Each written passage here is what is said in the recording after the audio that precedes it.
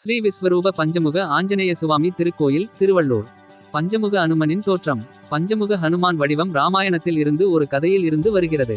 ராமருக்கும் ராவணனுக்கும் இடையிலான போரின் போது ராவணன் பாதாள லோகத்தின் பாதாள உலக ராஜாவான மகிரவணனின் உதவியை நாடினார். மகிரவணன் ராமனையும் லட்சுமணனையும் சிறைபிடித்து பாதாள லோகத்திற்கு அழைத்து சென்றார். அவர்களை மீட்பதற்காக ஹனுமான் பாதாள லோகத்திற்குள் நுழைந்து மகிரவனை தோற்கடிப்பதற்கான ஒரே வழி தன்னை உயிருடன் வைத்திருக்கும் 5 விளக்குகளை ஒரே நேரத்தில் அணைப்பதே என்பதை கண்டுபிடித்தார். பின்னர் ஹனுமான் 5 முகங்களுடன் பஞ்சமுக வடிவத்தை எடுத்தார். ஹயக்ரீவர், நரசிம்மர், கருடன் மற்றும் வராகர்.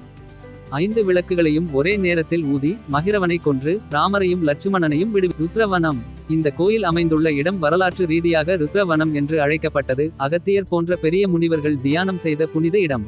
ஹனுமான் சஞ்சீவி மலையை சுமந்து செல்லும் போது அகத்திய முனிவர் செய்த சிவ பூஜையை காண இந்த இடத்தில் நின்றதாக புராணம் கூறுகிறது. இந்த தெய்வீக தொடர்பும் அங்கீகாரமும் இந்த இடத்தை இன்னும் முக்கியத்துவம் வாய்ந்ததாக ஆக்குகிறது. சிறப்பு அம்சங்கள்: 40 அடி ஒற்றைக்கல் சிலை.